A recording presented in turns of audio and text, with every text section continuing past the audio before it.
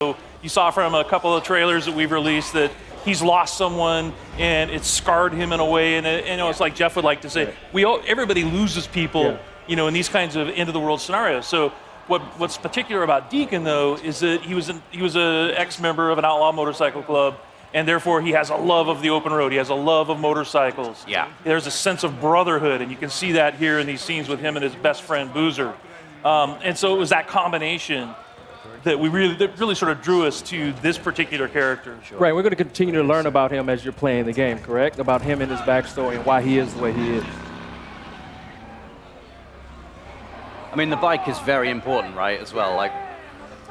Yeah, we almost consider the bike to be another character. Yeah. Because you only get one, and you're constantly upgrading it, you're constantly trying to repair it, you need to keep it refueled, and if you lose it, you got to go find it, and you can't whistle for a new one. So You can't whistle. right, Like a horse.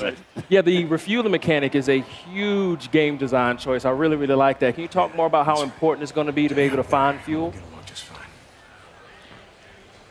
Sorry. So the refueling mechanic, and actually you have to find gas to keep your bike going. It's a mechanic we haven't really seen done to this extent before. Can you talk more about that and how it changes the gameplay? Well, like in this demo, one of the things that Jeff's taking the run and gun approach. So we like to call it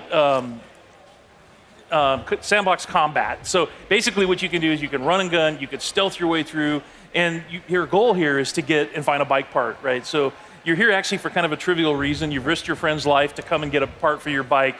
And so that shows a little bit about Deacon's character. But then as you watch Jeff play through this wide linear sequence, he can play it 100 different ways. And if you watch other people play, you'll see that, okay, they didn't take this route. They didn't stop and check the trunk of this police car.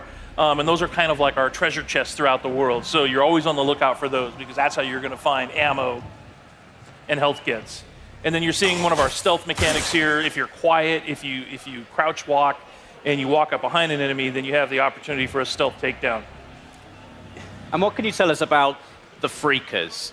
Because they're quite unique. And we've seen, a fair few undead enemies in video games before. What makes the Freakers unique, and what was your decision-making behind making them the way they are? They're alive. They're alive. Yeah, they're not zombies, they're alive. And so that sounds trivial, but it's not, because it basically means we have a full day-night cycle in the game. Right. And they have things that they do. There's an ecosystem, and they have to eat, they have to drink, they have to hibernate. And so you will find them, like in this scenario, you'll see that there's some nests, and Freakers build nests for reasons you discover while you're playing the game. And then you can take those nest zones out in order to free up fast travel routes. So it becomes part of the metagame. But Freakers are evolving. They're living creatures who have been affected by this virus, and there's several different types. And some of our trailers you've seen, we've shown the Screamer, which is a female that can have sort of alarm system that will bring in more Freakers. Right. We have the infected bear, so it infects animals. In our last trailer, we showed mountain lion and the crows. Right, so you have so it's just it's a wide variety of challenges for the player, and like we said, the world comes for you, and that's part of it. Is that these creatures are always after you, and at night they're stronger. Yeah. If it starts raining, they become stronger. But I've seen in previous trailers Deacon actually utilizing the Freakers as a weapon against his enemy as well. So you can actually use them to your advantage as well as the environment itself. Yeah, absolutely. We call it the Freakosystem. So in this scenario, there's not a lot of chance for that, but if he were fighting marauders or rippers, then he could find a nearby swarm. It's an open world, so you can just explore. You can find other tools like a swarm or a freaker bear, and you could bring them into an enemy camp and watch the sort of mayhem that happens. I guess you've got to be careful, though. You don't get kind of sucked into it. Yeah.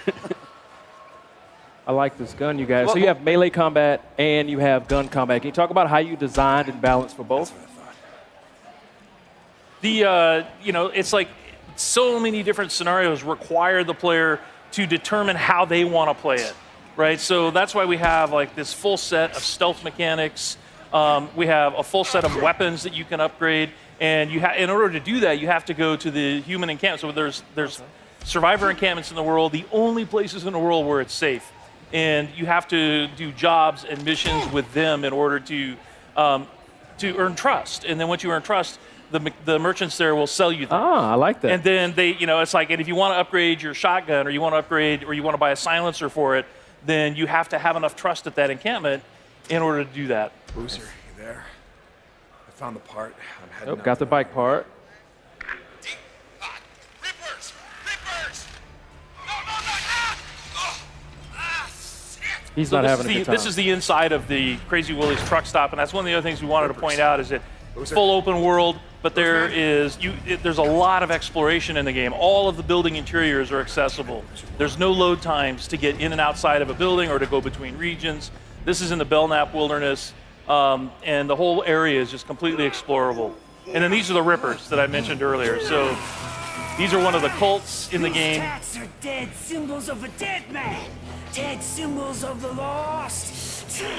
Get off me! Son of bitches! Viper Man! You must be brought low, Biker Man. For you are lost, and we are found. Oh yeah, that's gonna hurt.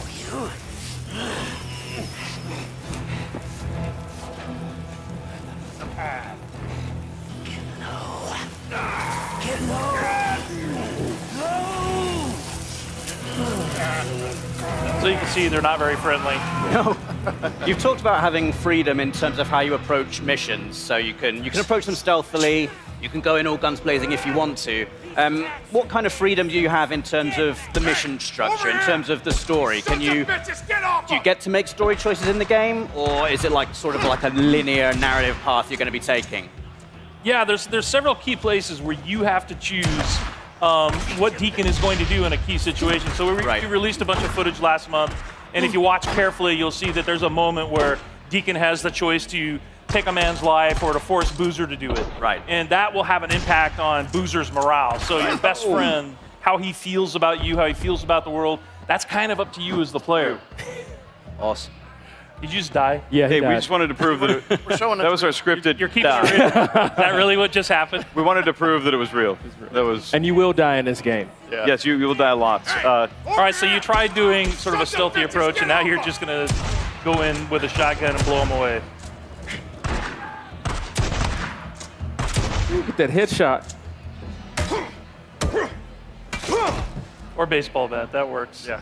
Can you tell us anything about what has happened in the world? You know, why are we in this post-apocalyptic situation? Like, are you able to reveal like kind of what has happened, what has led to this transition? Yeah, it's one of those things that we really want the player to sort of learn as they go. So there are answers, Right. but you have to explore. There's a, we've introduced this group called NERO, which is our National Emergency Response Organization. They're out in the world. They have these MMUs that you're trying to Right. break into in order to get medical supplies. They're part of the story. And, obviously Deacon has lost somebody. We saw that in a trailer. That's part of the story. And as far as like the pandemic and the hordes that you run into constantly, these all sort of weave together to sort of explain how we got, Yeah. to this place in this world. Cool. And we're really excited to have players get into the world and just sort of explore and let us know what they think. I mean, it's looking fantastic. I can't wait to just get around on the bike. The bike looks like really, really cool. Like, how far can you upgrade the bike? How far does it go? Like, I couldn't hear. Sorry. How far can you upgrade the bike? How many parts do you think there are? Oh, there's at least 20 categories of things you can upgrade. Nice. And they're all functional. Plus, all kinds of ways to tweak it visually. From a paint job to a custom skin theme, and all kinds of just visual, actual hardware upgrades. But a ton. You can really make it your own. awesome. Well, John, Jeff, Chris, thank you so much for your time. Ramon, is there anything else you want to ask? Days Gone. We also got a release date. Yes, it do. does. February did. 22nd, 2019. Fantastic. Yeah, we're Feb- really excited. Yep. February 22nd, can't wait. Well, guys, thank you so much for your time. The game is looking absolutely fantastic. We have got a lot more coming up from PlayStation Live at E3. We've got an incredible lineup of games to show you, so please stay with us. We'll be back right soon.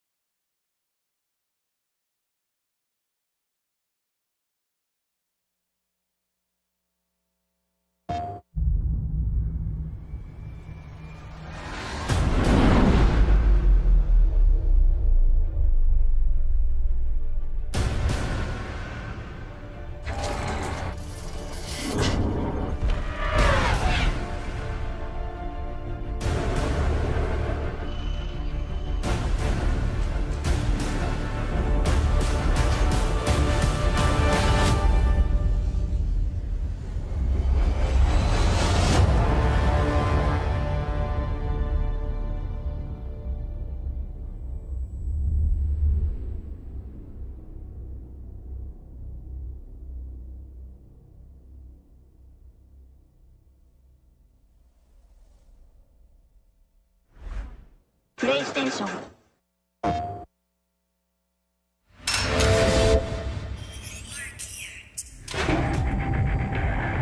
Welcome to the Vanguard. Try not to die.